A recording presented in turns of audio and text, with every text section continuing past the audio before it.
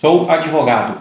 Posso fazer um trabalho voluntário? Eu sou Ricardo Marquardt, especialista em contabilidade para advogados e advogadas de todo o Brasil. Fique comigo até o final desse vídeo e não deixe de ter dicas valiosas e preciosas para o seu negócio de advocacia.